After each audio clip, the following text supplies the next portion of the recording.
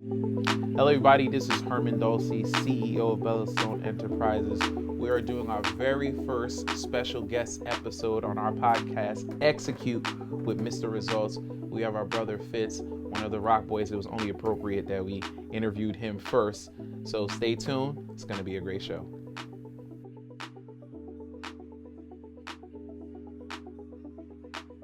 All right, Fitz. My brother, It's a pleasure. I thank you so Always. much for coming on. It's no accident that you were the first person that I decided to interview. So real quick, Fitz, in our group chat, our Brotherhood Rock Financial Group, he was the first person to quit his job, right? So it's only important. It was very important that you was the first person that I interviewed. So tell the people just a little bit about yourself, your name, whatever, a little bit about your background, and let's get into it because we got a lot to talk about today. We can get straight into it. So my name is Fitzgerald Coriolan. I'm into real estate. I started off as a realtor. I always wanted to do real estate, so I started off as a realtor, and then transitioned into a real estate investor. And now I'm just a serial entrepreneur. I try to, get into different businesses, different lanes that make sense for me. So, Okay. That makes sense for you. That's key. Yeah. Businesses that make sense for you because everybody want to get into something, right? Yeah. Everybody wants to get into real estate because it's cool on Instagram and YouTube, but you got the stuff that makes sense for you. So we're going to talk about that a little bit. So let's talk about the different businesses that you have first, and I want to talk about your history a little bit about how you got to this journey. So what are you invested in right now? What are you doing? What is 2020 looking like? What's 2021 going to look like? So right now, I'm trying to hone in on real estate even more. Of course, I was doing a little wholesaling.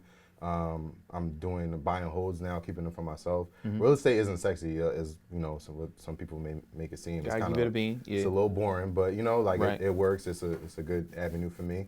And I'm in logistics right now, and I got some other things going on that pretty soon I'll put that out there. Oh, you put that? Oh, you got, okay, you got Yeah. secrets. Yeah, Okay, all right. Excellent. I'll put it in the group chat. You put it in the group chat. Yeah. So tell the audience real quick about how long ago you quit, why you quit. You got to tell them the funny story where you were Okay. when it happened, and what was your mentality before, during, and after that time in your life. So during that time, I was working at TD Bank. I was a realtor. So first year, zero sales, whatever. Like that's whatever. Started to learn the game. Half my friends needed houses that year. I had a great year the second year. But I found that like I'm trying to take calls and I'm not supposed to be on my phone. I'm in the bathroom negotiating deals and things of that nature. And to be honest with you, I wanted to quit, but I couldn't take the jump for whatever reason. Then one day my two managers were leaving, and they were super cool. Like one time I had a closing that ran over schedule because nothing ever goes as planned In real estate, never. in real estate. So and they didn't care. They just like, as long as you come and you close, and we don't care. All right. So with managers like that, it's kind of easy to get a little comfortable in your situation. So Right. one day they just told me like, look, one of them was going on FMLA, and the other one was moving, and I had already met the new manager. So nice lady and everything like that, but I could tell like, She was by the book. yeah, she was by the book. Like it was not going to be that flexible. So right then and there, I'm like, yeah, I want to put my 2 weeks into like. Whoa. Yeah, like I'm not gonna say I thought it out, to be honest with you, but it was one of those things like when you're on the phone taking $12,000 phone calls and somebody telling you can't do that for whatever $16, $18 an hour. An hour. Yeah, It don't match it up. don't match up. I'm like, what am I doing? So you had to dip. So when they decided to leave, you was like, yeah, I'm not gonna risk it. I'm out too. Yeah, I'm out too. Yeah. So everybody always asks this question because somebody's gonna listen to this and they're gonna be like, well, you don't have kids, you're not married, so your situation might be a little bit different than anybody that's listening right now. But financially, like, what was that like for you to make that decision? Because people ask me, Herman, how do I know when it's time to quit? I tell people what my number was. So I tell people when I quit, I was making six figures, right? So I knew I had to make more than six figures. Right. For me to quit mentally, you know what I'm saying? And there's some people that are like, listen, if you're making half of what your salary is, everyone has a different number. You have to be able to tolerate what that looks like for you. So, Right. so when they were leaving and you decided to put your 2 weeks in, did you think of the financial impact? In that moment, no, but after the fact, I knew I was good because I wasn't spending the money I was making off of real estate at the time. Okay. And then also, I had very low overhead or Okay. whatever, so I knew I would be fine. Like it wouldn't take much for me to be able to take care of myself. So. Okay. So you quit your job, you're doing real estate full time. All right. So the second year, all your friends needed real estate, so you booming. What happened after that? After that, like I had a good amount of clients. I can't remember the exact number. I lost like half of them. And that was like my first number. Because one of the things that kind of pushed me to quit was like, I'm good. I got all these clients coming in, all these people in the pipeline. The referrals, yeah. Nothing's guaranteed. Like Nothing's I guaranteed. said, oh, all right, like this is the game. All right, cool. Like, so kind of fell on my face, so to speak. But it was a good learning lesson for me. I stayed afloat, kept it moving, and kind of pushed towards different things and different revenues. Now, this is important, what you're saying. Nothing is guaranteed. You always got to have a plan B. But one interesting thing you said is that he lived below his means. So when the hit came, you was prepared for it, or you was able to sustain it. Yeah, and I didn't know I was prepared for it. It's just the way I was living. You know what Right, I mean? right, Like right. I just don't try not to do too much or whatever. Exactly. It could be. So in the end, it kind of like benefited me. Right. than anything, so. So I just copped a new, you know what I'm saying? Yeah, Something like nothing too crazy. Something light. But everybody always teased me because I was driving a 2011 Honda CRV. That joint got like $113 miles on it. It was everything. Gets me from A to B because I'm super low key. Because I always, same thing like you, I think the worst is going to happen. I haven't had a car note in 5 years. I was good. I didn't want it. Kevin's like, you need to cop something. Kevin's my brother. It's like, you need to get something. I'm like, nah, I'm good. I don't want no car note. I want no more liabilities. I'm still building up and investing in myself. Right. And we're going to talk about passive income in a second because I think we're both in logistics right now. Right. So I need something paying for this because I ain't paying for it anymore. Right. I don't want that risk because if something happened to me, it's a wrap. So when you're looking at investments right now, so you're still doing real estate, you said you're a serial entrepreneur, and basically a serial entrepreneur is just somebody that's still investing. What are you looking for in investments right now?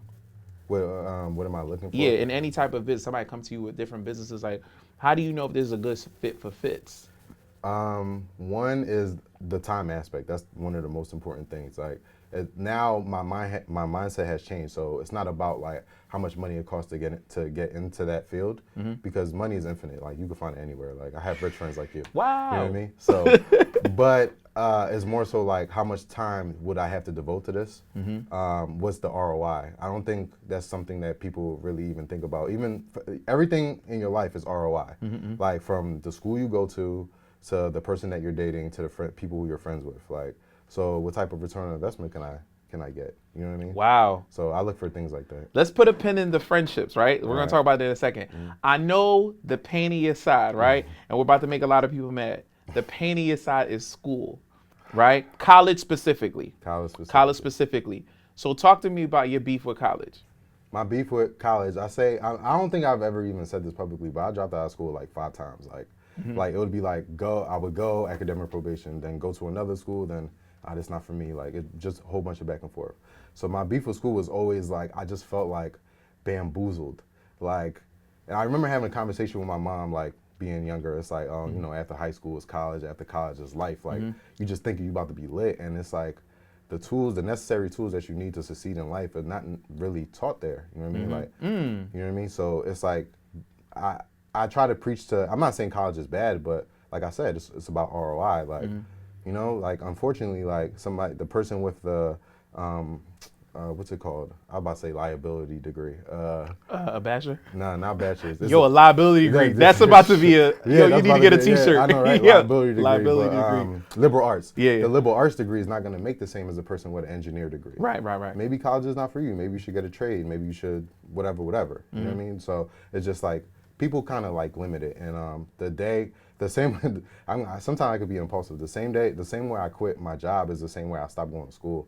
The last school I went to was Philly U. I was in class. We were learning about something that had nothing to do, and I thought to myself like, what do I want to do in life? And at the time, it was real estate. I already had my license and everything like that. I'm like, why am I here? Like, it was one of those like 3-hour classes, and you get a break in the middle. It's the worst. I never came back. Yeah. Ever. Like it hit me because it's just like I was a business major, and I'm like, I'm a business major, but they don't even show me how to create business entities. Yeah, don't even show how to make an LLC. That's crazy. I'm like, oh yeah, this is not my path. Like I felt like I was trying to force something that wasn't for me. So I'm battling more and more with how do I get this message across to people, because people are so staunch on, and quite frankly, I'm gonna say it, your feelings gonna get hurt. My opinion is my opinion. You know, when you become a certain age, you don't care what people think. Yeah. I just think that the college isn't a scam. I think the structure and how it's built is a scam, right? And it's all about return on investment. If I'm paying you $50,000 for anything, I need to be able to make this, right? So let's just say a teaching degree to become a teacher is 50,000, right? You know, the starting salary average is 35, 40,000. That's crazy. That's a terrible return on investment. And I know some people who don't know math and be like, yeah, in 2 years you made 80,000. No, you didn't, because you have to pay taxes, living expenses, etc. So that's why it takes 30 years to even make back or pay off the student loan. So that's a terrible investment, right? So you cannot convince entrepreneurs or investors that college itself is a good investment. It isn't. It's a terrible investment, because you and I know with that same 50, what we can make a month off of it. Yeah. You know what I'm saying? Because that's what we're doing right now. That's what you're doing right now. So if you tell me you got 50,000, oh, the school gave you 50, oh, give it to us. We got you. We'll get you 4 figures a month, guaranteed. Yeah. You know what I'm saying? So, but if you're gonna use it to go to college, if that's your passion, that makes you happy. I'm all about everybody living and being happy. If being a teacher makes you happy, great. Just know what you're signing up for. Just know what you're signing up for. There you go. Yeah. Get all the information. What Okay. this loan is going to cost you. You have to pay back in 6 months after you graduate. That $50,000 is going to cost you $800 a month, and you don't have a place or a car or a pot to piss in yet, right? Good job. And you know the world has changed now. Yeah. We're in a very different world now, so I think college is gonna be very, very different. That's Very why different, that's why those entrepreneur classes, all those things online, people are signing up for them left and right, because people who are not scammers, but people have really found some type of freedom, you know what I mean, in doing that. And I think that's why I can speak to both sides of it, because I have my master's degree. So real quick, I'll talk a little bit about my story too. So I went to college, first generation immigrants, we both are. Yep. Our parents told us the same thing: go to college, get an education, you'll be fine. Because for them at that time, that worked. Yeah. So back in the 70s and 80s, when our parents got here, you got a college education, you were going to be fine. So they can only teach me what they knew. They didn't know anything else. Right. And they got their houses with no college degrees, no nothing. Yep. They saved up, they 20% down. 20% down. There wasn't no FHA when my parents were buying cribs and you had to put the 3% down. Nah, they had to put down their 20% down. They purchased their home and they lit, and they think that's the situation. Nah, it's a very different world right now. Very different. Very different world. So, I didn't get the best college degree. I ended up with social work. I was making, my first job was like $29,000. Really? Right. But I was lit because I was living home. I had no bills, no kids, no nothing. So $29,000 with no bills, all I had was a cell phone. That was great. And I had my car note. It was a good living, right? Then I went and I got my master's degree, right? Because I was like, all right, well, I need to make more money, and bachelor's just isn't enough. Got my bachelor's degree. That cost me an extra $45,000, right? So now I'm $80,000 in debt. And then my best paying job, I was an executive director for a nonprofit, $50,000 a year. I have a master's degree. Yeah. I was like this, and I was like, this is it. This is what my life is gonna be. This is what the next 50 years is gonna be for my life, and then I'm gonna retire, and I'm gonna have Social Security, and that's it. I was like, this can't be it. So it always bothered me. And then my mom introduced me to a guy who's teaching a trade, software testing. Right, I paid him like $7,000. Right, only gave him like $2 though. That's another story for another show. And then my first job was $80,000. My second job was $125 with 10% bonus, and that was a trade, software testing. So once that happened to me, I was like, oh, college is definitely a scam. But like you, I was still living like I was making 55. So I saved up some bread and I started investing, and I started Bella Sloan, and then the money was definitely different. And I was like, oh, well, even this job is nah, because I was taking phone calls, signing credit for people, business funding. I was doing all that stuff in the closet too. And I was literally closing deals like a day, bro. Each client was like, at the time, it's like $500 a client, right? So literally 1 or 2 clients, I made more than I was making at my full-time job. And that was just me hiding in the closet. So I took a gamble on myself, right? I bet on myself. I was like, best bet you can make. The best bet I can make. I was like, listen, if I'm giving this job 50 hours a week, because that's what you're doing. You're not really working 40. You got to think about the getting ready and the driving and coming back forth to work, right? if I'm giving this job 50 hours and I'm still making 500 to 1,000 a day, imagine if I gave the business 50 hours. You 10x. It was over. Yeah. Bellastone was different at that point. Once I quit my job, it was August 2018, best decision I ever made, right? And it's been bananas ever since, because now I have time, my most valuable asset, and I invested in other places. Exactly. So remember we went out to Cali for that business meeting? Yeah. You know what I'm saying? I couldn't do that if I had a job. Yeah. You know what I'm saying? And I'm running and meeting new people about that. Let's talk about ROI on friendships and relationships, because you're about to hurt some feelings, because he's a different dude anyway. So you talk about return on investments in the relationships that you're in.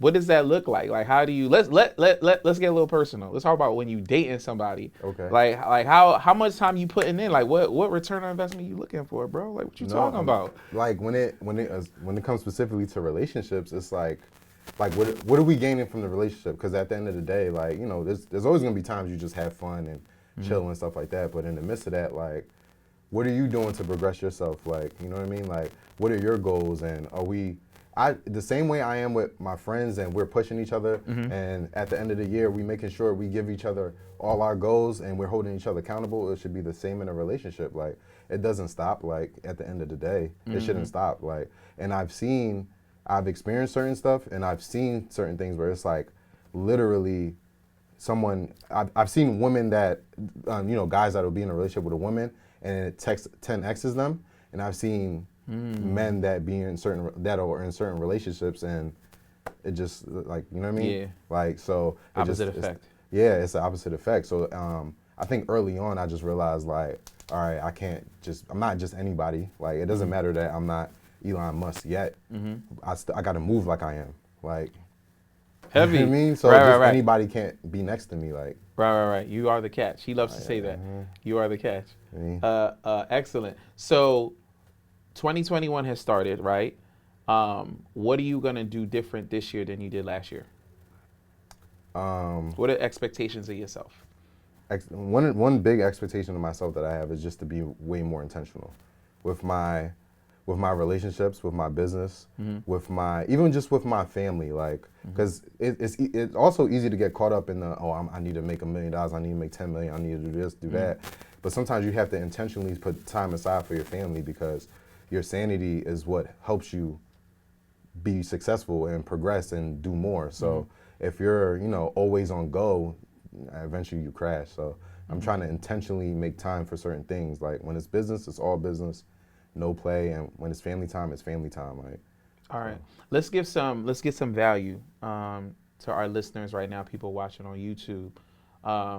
You have different businesses right now. Let's talk about the ones that you can talk about. What are you doing right now that you can discuss? So right now, like I said, real estate, that's what most people know me for doing anyway.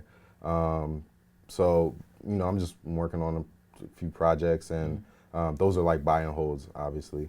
And then logistics is a new one for me. So it's a real big industry. I see it's getting a little popular, and you know, it's something that's never going anywhere. So it made sense, like, for me to get into it. It was a no-brainer. So let's talk about real estate. Everybody loves it. Why are you in it? Like, why does everybody love it? Why hasn't it ever fall off? Like, so for me, when I was younger, I read somewhere that I forget the exact percentage of people, but a majority of people that were millionaires made their millions off of stocks and bonds and real estate. So I figure, like, you know, I love houses, like, why not real estate? So that just put a battery in my back, and ever since then, I'm like, all right, I'm gonna take this avenue to create some type of generational wealth for me and my family. So when you're looking at deals right now, and I know you've been doing real estate for more than 5-6 years, but investor more so heavier now, what numbers are you looking for? Talk to our listeners who are talking about return on investment. What are the numbers you're looking at? Herman, I probably look at, to get into this, put this much in it, this how much time I'm trying to put in, I'm trying to get out, blah, blah. What does that look like to you? So for me, it also depends on the area, because we've, you know, obviously invested in different cities and stuff, but we're mainly based out of Philadelphia. For me, as long as I can, this might sound crazy, but as long as I can get my initial investment back, and there's like, I don't know, I want to say 15-20% equity in there in the project. Like, don't quote me, that's just my personal thing. I don't mind, because like we stopped spending real estate money a long time ago. Like, that's for the kids. Like, that's for the ones behind us. Yeah, You know what I yeah, mean? yeah. So I'm not looking. I just want to be able to always get the initial investment back so I can keep it going. So I'm not really looking to, you know what I mean? Cash out, refi, Yeah, bunch of cash out. debt. Yeah, yeah, you know, a bunch of debt. You know what I mean? Like now, if we're talking about like doing flips and stuff like that, that's a different Different ball math, game. yeah. Yeah, a different math because you know partners, you might partner up with people and stuff like that. But yeah. Let's talk about that for a little bit. You said something crazy right there. I think I want you guys to miss it. We don't spend real estate money anymore. So this is something that us in the group chat that we do. You know, before the recession and before a lot of things, people were using the Burr method: buy, rehab, refinance, rent, right? Yeah. Repeat, right? So if there was 100,000 equity, people would take out 80% of it, right? And they would blow 40%, 40,000, put it in their pocket, the other 40, who knows what they're doing with Right. it. But because somebody else is paying the debt off. I totally get that. But definitely we have some mentors and some other people that are like, don't really play that game too Yeah, much. yeah. You don't want to get into too much debt, even though somebody else paying it. You know, take a couple dollars out. But definitely you want to get your initial investment and move on to the next Move on one. to the next one. Exactly. And then you build up equity that way. One of our mentors, Sanika, I gotta get her on here. Yeah, I think that's a good time. That's a good thing. okay. She tells us, like, I was talking to her on matter of fact 2 days ago. She's even tightening up her model. What she's doing is she's holding two Yeah. and flipping the third one. one. Yeah, so she even tightened it up. So that third flip that she has is all profit, all cash. She's paying down the debt on the first property. And she's going to continue to build her portfolio that way. So you look up in 10 years and your portfolio is debt free and your cash flowing something crazy. So we're playing the long game with real estate. We're not really playing the short game, quick flip. I don't know if you remember, it was like I think the first Philly real estate week or whatever, and then Alan Dobb was talking or whatever. So and he basically was saying something similar to that effect, but obviously he's been doing it for long, you know, a while. Excuse me, and he basically did the same exact thing, but his thing was like he honed in on it. He didn't take not a dollar, and when he looks up 10, 15 years later. All his properties were paid for. Right. You know what I mean? Like, and God forbid something happens to you in the midst of, you know, you trying to build your empire or whatever. Yeah. Like, you don't want to leave your family a whole bunch of debt. Because they're going to sell it. Yeah. Like, They're going to sell it and all it's that like, work. It was for nothing. All that work is out of here. So let's talk about logistics. Logistics is trucking and stuff like that. We both got into it last year. Tell our listeners why you decided to get into it. All right. So the best way for me to explain why I got into logistics, it's faster money than real estate. That's one issue I had. I'm like, dang, like I can't just survive off real estate. Like this not making sense or whatever the case may be. But the best way for me to sum it up is I had a conversation with a friend a couple days ago, whatever, and she basically was like, so like, what's real money to you? Like, how much is real money? Like, what's real money to me? And I thought about it. I'm like, real money to me is when I don't have to wake up to go get it. That's heavy. Yeah. You know what I mean? Like that's when you're making some real money because it's like I know everybody's taken care of. I know my family's taken care of, and like if I want to chill today or Herm hit me up and we out to Miami. Yeah. Just to grab some lunch, we can do that. You know what I mean? And that has happened. Yeah. Yeah. Right. So yeah, like to me that's real money. It's not even a number per se, but the type of money that you're getting, whether it's earned or passive. Okay, excellent. Yeah. So and that's how we have diversified our portfolio. So real estate, long-term money, logistics or trucking is everyday money. That money's coming in no matter what. Right. So how old are you now, Fitz? 31. You're 31. So let's talk to 61-year-old Fitz, right? So 61-year-old Fitz, what is he telling 31-year-old Fitz right now? I would imagine that 61-year-old Fitz is telling 31-year-old Fitz, thank you for sticking to the plan, because this is where we're at now. Mom was taken care of, dad was taken care of, and you, like everybody, that's my biggest thing, just making sure everybody's good, and not necessarily just giving out handouts, but more so giving out opportunities and blessings as much as I can, you know what I mean? You can't pour from an empty cup, like. Right. But, and also like, it's funny, I was talking to Eric today, and it's like certain things that happened within the last year, investment-wise, that may not have gone my way, and he's just like, you can't be mad because you got the experience from it. So I think 61-year-old Fitz would definitely tell 31-year-old Fitz, like, you can't be mad. Like it brought you paid here. you paid the tuition, now you're here, Yeah, and you know what to do now. Right, experience is a great tuition. Yeah, man. so you can't it paid off. Like, so relax. Like, Absolutely. yeah. I appreciate you coming out, Fitz. Thank you for Tell having the me. users your Instagram so they can follow your journey a little bit more. Yeah, for sure. It's gonna be Fitz_Corey. It's FITZ_CORI. Yeah, follow me, see the journey. I appreciate you, man. Thank you bro. so much. Appreciate Happy New you. Year, bro. Happy New Year. I'll talk to you guys soon.